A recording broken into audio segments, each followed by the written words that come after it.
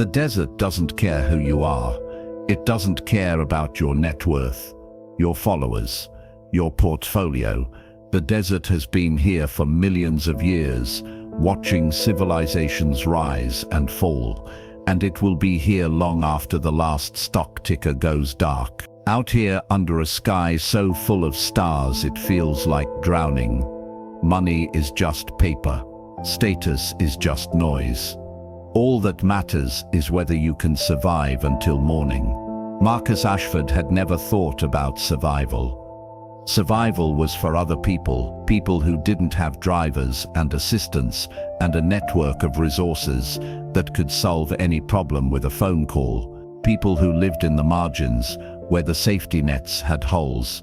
Marcus lived at the center of everything, the place where problems disappeared before they fully formed. Until tonight. Route 66.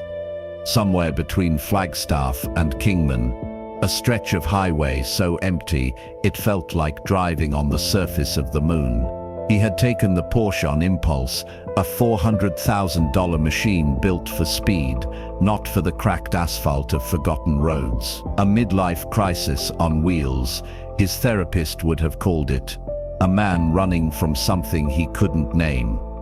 The engine died at 2:17 a.m. No warning, no gradual decline. One moment the car was humming with precision engineering, and the next it was silent, dead. $250,000 of German technology reduced to a metal coffin in the middle of nowhere. Marcus tried the ignition. Nothing. Tried his phone. No signal.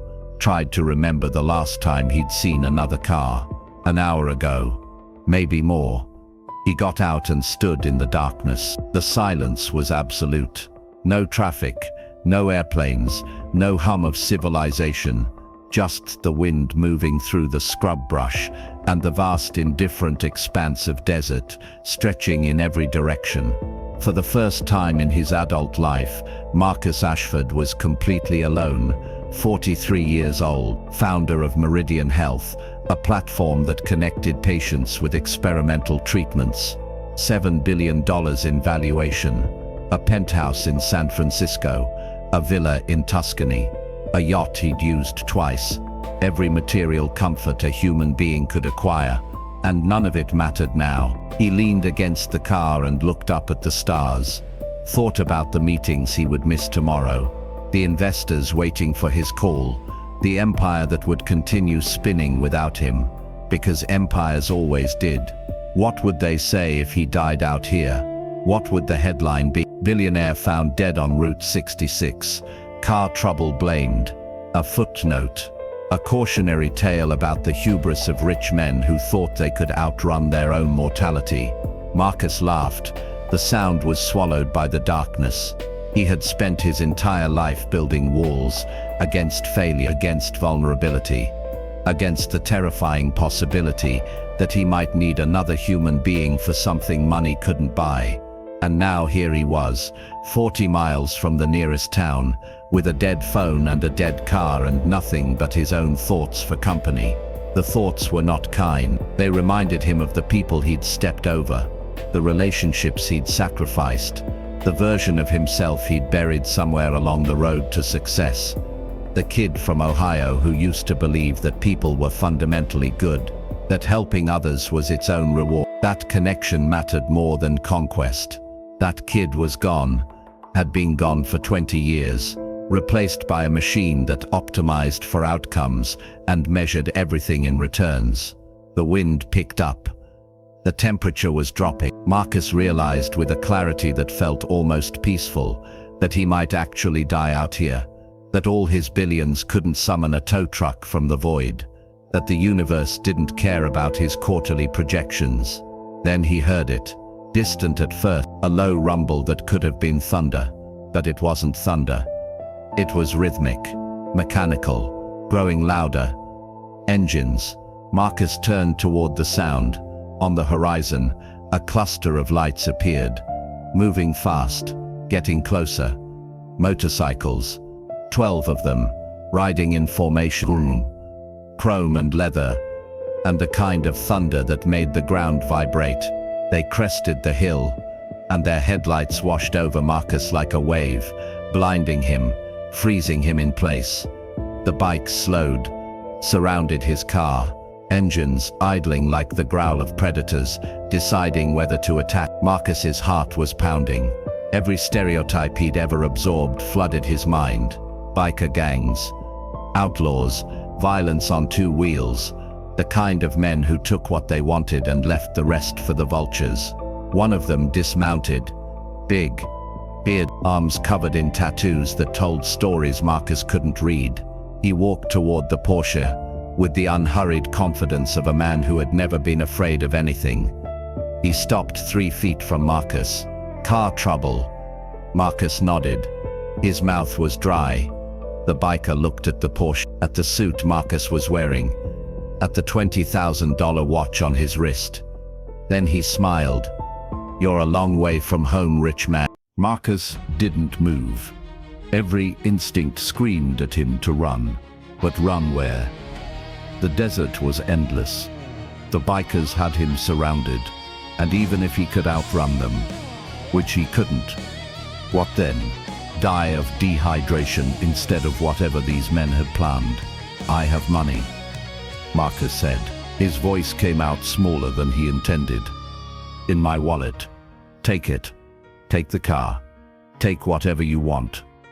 The biker tilted his head, studied Marcus the way a scientist might study a specimen. "You think we're here to rob you? I don't know why you're here. We're here because we saw a car on the side of the road. Middle of nowhere. 2 in the morning. Figured someone might need help." Marcus blinked. "Help?" The biker turned to his crew. "Priest, come take a look at this engine. Dozer, get the man some water. He looks like he's about to pass out." The formation broke. Men dismounted. One of them, a giant with a shaved head and a tattoo of a cross on his neck, walked to the front of the Porsche and popped the hood. Another approached Marcus with a water bottle.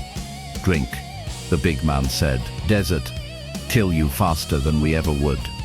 Marcus took the water, drank, tried to process what was happening. "I don't understand," he said. The leader leaned against the Porsche, arms crossed. "What's not to understand? You broke down. We stopped. That's what people do out here. The desert doesn't give second chances. You help each other or you die alone. But you don't know me. Does that matter?"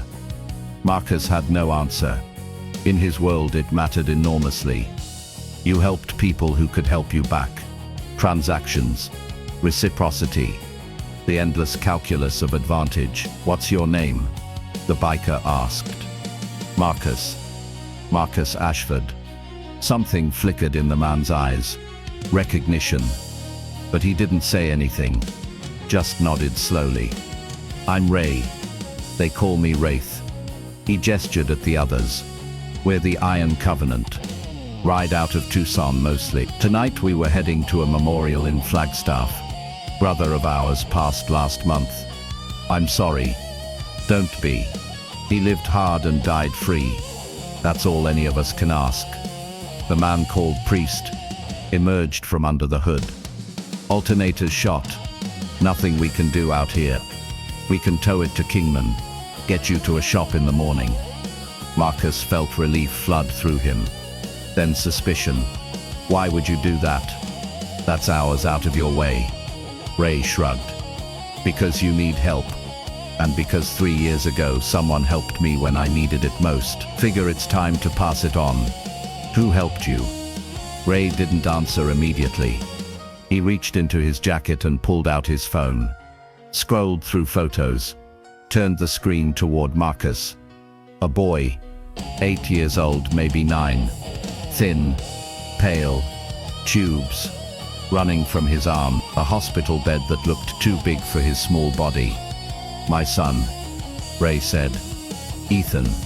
3 years ago he was dying. Leukemia. The regular treatments weren't working. Doctors said there was an experimental therapy, but insurance wouldn't cover it. $200,000, might as well have been $2 billion. Marcus stared at the photo. Something stirred in his memory, a distant echo he couldn't quite place.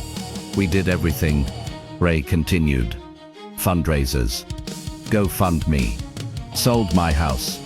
Sold my bikes. Wasn't enough. Not even close. And then, he swiped to another photo. The same boy, but different. Healthy. Smiling. Standing next to a motorcycle. Wearing a leather jacket 3 sizes too big. Then someone paid for it. Anonymous donation. The whole thing. Every penny. Ray looked at Marcus. Took me 2 years to find out who. Had to dig through hospital records. Donation trails. Shell companies. You people really don't want to be found when you give money away. Marcus's blood went cold. What are you saying? I'm saying I know who you are, Marcus Ashford, founder of Meridian Health. The guy who built a platform connecting sick kids with experimental treatments. The guy who, every year, picks 100 families who can't afford care and pays for everything. No publicity. No tax write-off games. Just help. Marcus remembered now. Vaguely, one of hundreds of cases his foundation processed annually. A boy in Arizona. Leukemia. Experimental immunotherapy. He had signed the authorization without thinking twice. It was just another line item. Another file closed. But for this man, for Ray, it was everything. You saved my son's life, Ray said. His voice cracked slightly. The tough exterior fractured for just a moment, revealing something raw underneath. And you didn't even want credit for it. Didn't want anything in return. You just did it. The other bikers had gathered around now. 12 men in leather and denim, covered in tattoos, looking at Marcus like he was something sacred. When I found out it was you, Ray continued, I made a promise. If I ever had a chance to pay it back, I would. Didn't think it would be like this. You stranded in the desert like a lost puppy, but here we are. He extended his hand. So thank you, Marcus Ashford. For my son, for the 100 other kids you've helped who will never know your name. For proving that not everyone with money is a piece of shit. Marcus looked at the hand. At this man he would have crossed the street to avoid. This man he would have dismissed as dangerous. As other. As beneath his notice. This man whose son he had saved without remembering.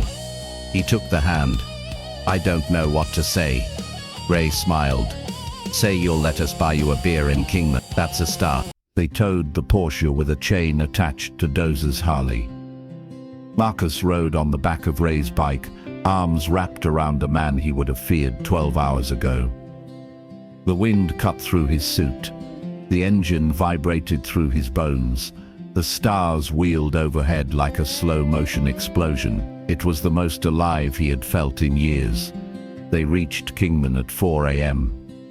A town that existed mostly as a pit stop, a collection of gas stations and diners clinging to the edge of Route 66, like survivors of a shipwreck. The Iron Covenant pulled into a 24-hour bar called the Rusty Nail, the kind of place Marcus would never have entered voluntarily. Tonight, he walked in like he belonged. The bartender knew Ray by name, knew all of them. Beers appeared without being ordered. A booth in the back cleared out as if by magic. Marcus sat surrounded by 12 bikers, drinking cheap beer from a bottle, listening to stories about the road. They talked about brothers they'd lost, runs they'd survived, the code that held them together, loyalty, honesty, respect. Words that sounded like cliches until you heard them spoken by men who had bled for each other. You're quiet, Ray said, sliding into the seat across from Marcus, thinking about something. I'm thinking about how wrong I was. About what? About everything. Marcus set down his beer. I've spent my entire life avoiding people like you. Not because of anything you did, because of what you represented. The unknown. The uncontrollable. People who don't fit into my spreadsheets. Ray laughed. We don't fit into most things.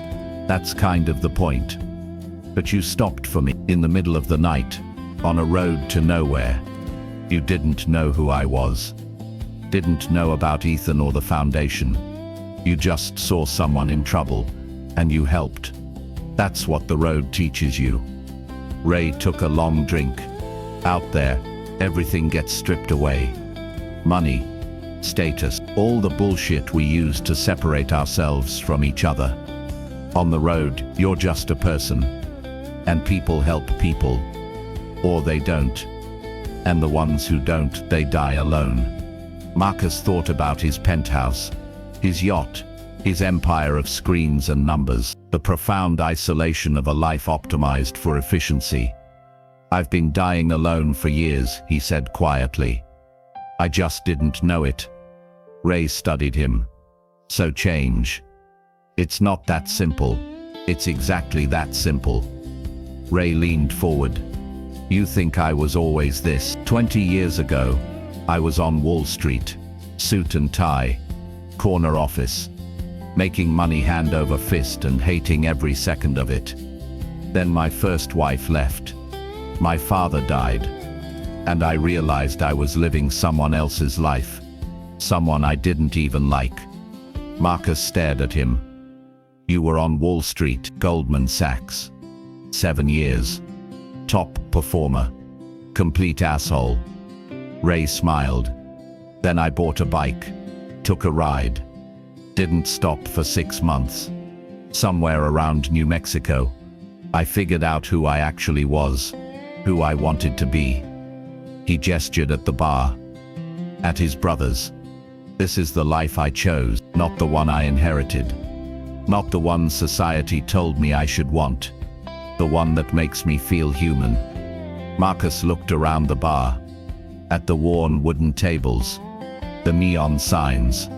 The men laughing and drinking and being fully present in a way he had forgotten was possible. I don't know how to change, he admitted. I've been this way so long I don't remember anything else. Start small. Ray finished his beer. That foundation of yours. The one that saved my son. You run it like a business, right? Numbers and metrics. And quarterly reports. That's how you run things efficiently. Efficiently. Right. Ray shook his head. When's the last time you met one of those kids? Sat with a family. Looked them in the eyes and heard their story? Marcus was silent. Never. He said finally. I've never met any of them. Then that's where you start. Ray stood up. Come to Tucson next month. Ethan's having a birthday party. Nothing fancy. Just a barbecue at my place. He'd love to meet the man who saved his life. And maybe you'd love to remember why you started that foundation in the first place. Marcus looked up at him. You'd want me there? Brother, you're already there. You just don't know it yet. Ray clapped him on the shoulder. The road teaches you something else too. Family isn't blood. It's the people who show up when you need them. You showed up for Ethan. We showed up for you. That makes us family. The word hit Marcus like a punch to the chest. Family. He hadn't had one in 30 years. Hadn't believed he needed one. I'll be there, he said. Good. Ray smiled. Now finish your beer. Sun's coming up. And we've got one more thing to show you. They rode out at dawn. Not toward Flagstaff. Not toward the memorial they had been heading to. Toward a cliff overlooking the desert, where the sunrise painted the rocks in shades of fire and gold. 12 bikes lined up at the edge of the world. Marcus stood among them, watching the light break over the horizon. For the first time in decades, he wasn't thinking about markets or meetings, or the endless machinery of wealth. He was just watching the sun rise, feeling the warmth on his face, being present. Ray appeared beside him. We do this for every brother we lose, he said. Watch the sunrise. Remember what matters. The money, the power, all that stuff, it fades. This doesn't. The road, the sky, the people standing next to you. Marcus felt something break inside him. Something that had been locked for years. Thank you, he whispered. For stopping. For all of this. Thank yourself. Ray put a hand on his shoulder. You built something that saves lives. You just forgot to let it save yours. Now you remember. The sun climbed higher. The desert glowed, and Marcus Ashford, billionaire recluse, man who had everything except what mattered, finally understood what it meant to be rich. Not in money, in people.